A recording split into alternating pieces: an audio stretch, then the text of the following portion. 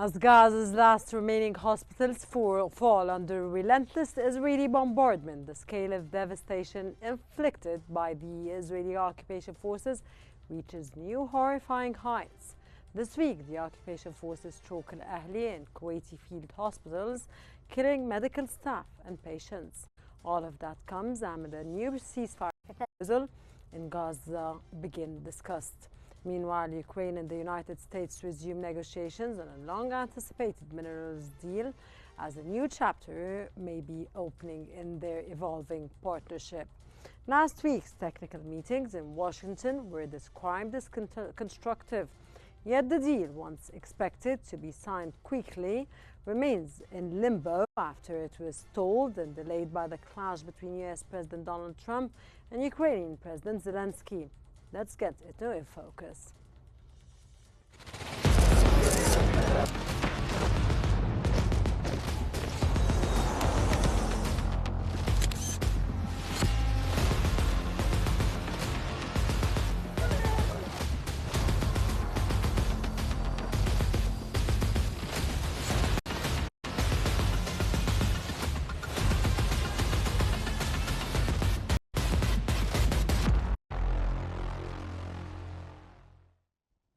As Israeli aggression intensifies, an Israeli strike has hit the Kuwaiti field hospital in the Ma'awati area, where hundreds of thousands have sought shelter in tent camps. The wounded were all patients and medical staff, with 2 patients reported in critical condition following the attack. Al Ahram Online reported that Israeli occupation forces have targeted hospitals on multiple occasions during the 18-month war.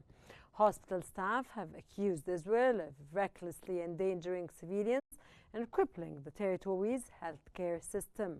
Additionally, the strike came just 2 days after another major hospital was targeted, prompting renewed warnings from the United Nations that the humanitarian crisis in the territory is now at its worst since the war began.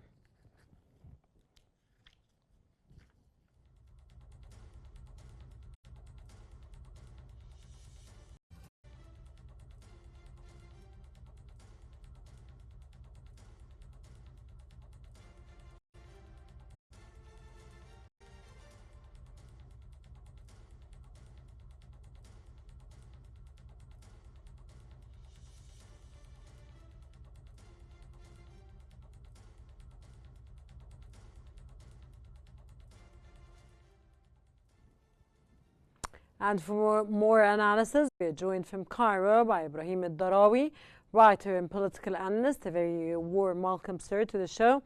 Israel has now bombed over 30 hospitals, including the latest strike on the Ahli and Kuwaiti field hospitals. How do you assess the scale of these war crimes, sir?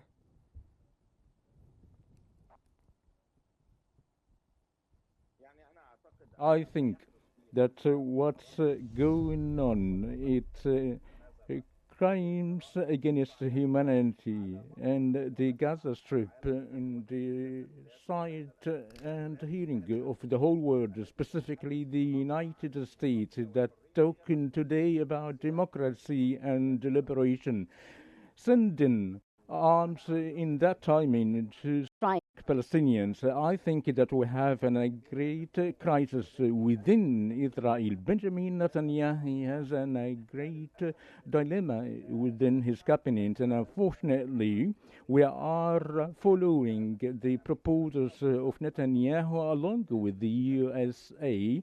So Benjamin Netanyahu is avoiding the internal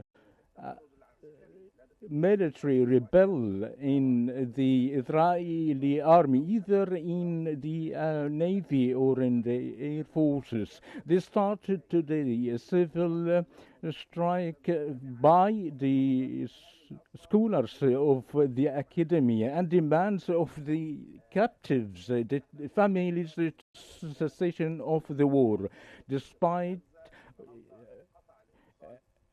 or rather, the U.S. is still funding Israel with arms. And today, the communications have cut off between the Israeli soldiers that is the subject of negotiation. Benjamin Netanyahu does not wish to the cessation of the war because he is avoiding the collapse of the government and judicially pursued and wish to implement it at the or want to go through the eighth convention of the Bible, the Jewish Bible. These is a part of the battle led by Benjamin Netanyahu within Israel. And I think, and unfortunately, the U.S. is a partner of what's happening off the Gaza Strip for the collective starvation, genocide, and more killing, unfortunately, is taking place right now in the Gaza Strip. Sir, how do you interpret Israel's continued attacks and current discussions regarding a proposed deal that has been presented to mediators and Hamas?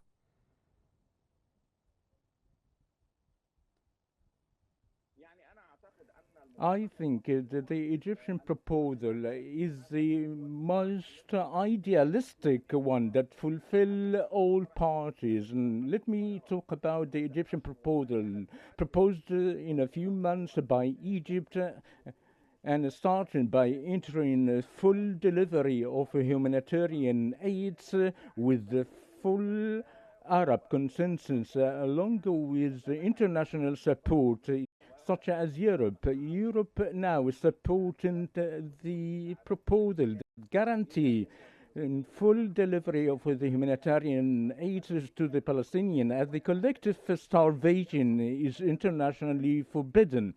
And the deal between the Israel and the Palestinian faction and then to move forward in the phase of reconstruction that he has claimed that might take from 15 to 20, even Egypt's vision proposed within 3 to 5 years, with keeping the Palestinian inside Palestine in Gaza Strip. And the last point, this two-state solution, which is the genuinity of Egypt that gained an Arab consensus. And let me say that the Arab countries that the U.S. pursue normalization and an Abrahamite agreement proposed by Trump in his first term today.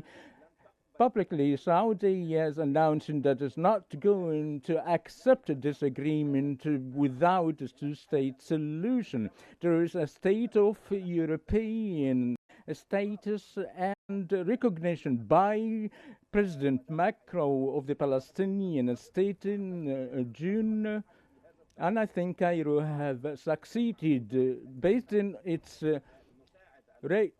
diplomacy to assist the Palestinian cause and to contribute to the non-displacement of the Palestinian people. And Cairo is a stumbling rock before displacement, no matter how it looks like, because this means the elimination of the Palestinian cause that the Israeli government is pursuing along with the far-right government of Netanyahu by establishing the Jewish Israeli state, i.e. Yehudi and Samara, and the annexation of the Palestinian territories, specifically in the West Bank. Also, Benjamin Netanyahu has the complexity of the eighth decade to execute as establishment of Israeli state that might last for 100 years. And I think it is weakened now, even though it is the strongest on the space as they are confronting people, not an army. Even Israel is proud of eliminating Hezbollah. It's a faction of the Arab nation, and such a confrontation since 1973 was the real Israeli confrontation, and Cairo has managed to force the Israeli forces to be out of its land and is not going to able to confront any Arab arming. I think the United States is pursuing the same manner, avoiding military confrontation with Iran, and as we all know, that the talks has started by Arab sponsorship, and let me think that came upon or against the desire of Benjamin Netanyahu as waiting the arrival of President Trump as a U.S. president to launch a war against Iran and Israel to be the American arm in the Middle East. This disappointed Netanyahu was disappointed, and we see the bombardment that took place against Palestinian families. Let me say that Israel is cutting the line of the Israeli to retain in the Palestinian territories, and do not wish to execute the swap deal in that time. Unfortunately, the USA, along with Israel, is taken to a swap that is not going to come out of it peacefully. And now we move on to a press conference for the press secretary of the White House. To prison there. I know you said that President Trump is looking at it, but can you explain to us a little bit more about how that might be possible?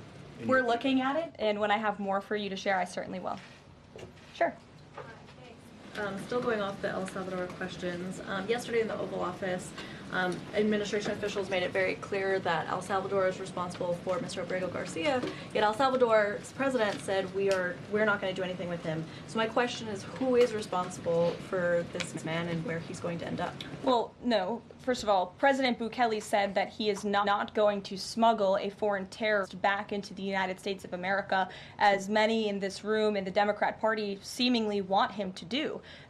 Abrego Garcia was a foreign terrorist. He is an MS-13 gang member. He was engaged in human trafficking. He illegally came into our country.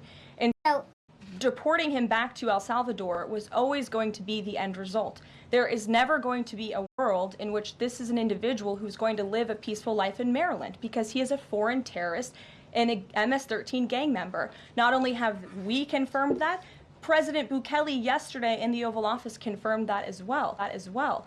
So he went back to his home. He will face consequences for his gang affiliation and his engagement in human trafficking. I'm not sure what is so difficult about this for everyone in the media to understand, and it's appalling, truly appalling, that there has been so much time covering this alleged human trafficker and this gang member, MS-13 gang member.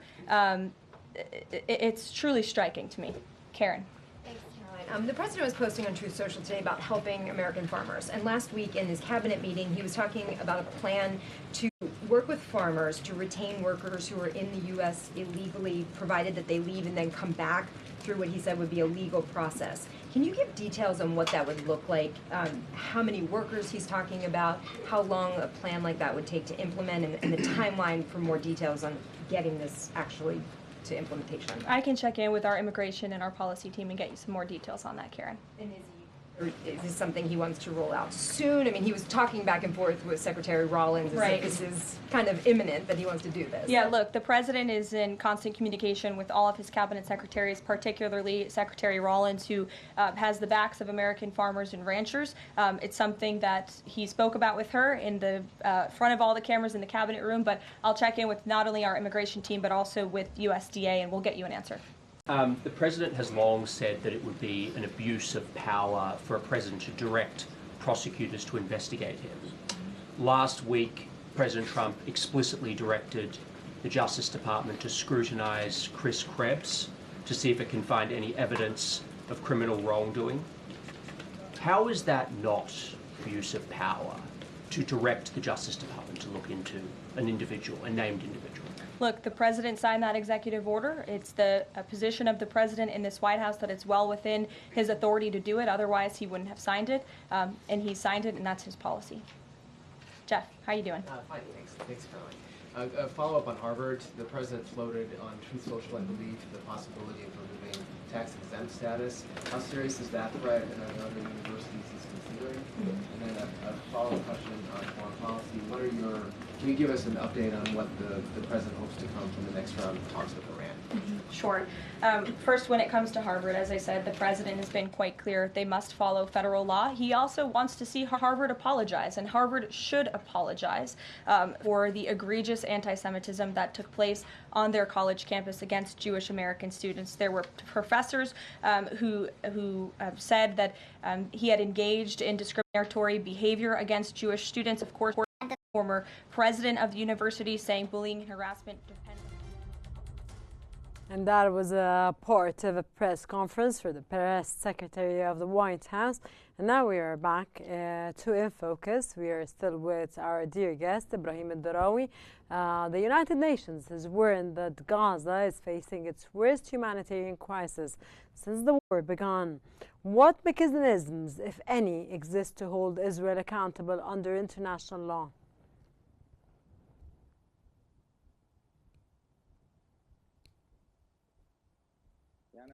I think that the United States is helping in that matter to the denial of the clear verdict by Israel, violating the international law, all the international laws in the Gaza Strip. Unfortunately, the United States never contributed to execute this matter. If we look at what's happening, Israel is a violation of the international humanitarian law, even never took place in the Holocaust, as Israel is talking about. I think that we are going to something like that, supported by the USA, I'm afraid. We're talking about US's sending arms in that time. All these matters that goes in the course of and the description of the humanitarian international humanitarian law. What's happening in Gaza never took place anywhere in the world, and unfortunately against women and children, defenseless citizens, unfortunately never confronted the army and weren't able to release the captives. And I think it is a real problematic before Israel and the international community that has an implicit fault to what's happening and took place. Thank you very much. That was Ibrahim al-Darawi, writer and political analyst. Thank you very much for your insights. In a new development, reports indicate that recent talks between the United States and Ukraine on a proposed minerals deal were described as constructive. According to the Kyiv Post, the meeting was technical in nature and focused mainly on legal issues, especially concerning what conditions are more effective. The two countries had originally planned to sign an agreement last month regarding the extraction of Ukraine's strategically important minerals. Trump is pushing for the deal, which would grant the United States royalty payments on profits from Ukraine's mining of natural resources and rare minerals, a compensation for previous military and financial aid provided to Ukraine.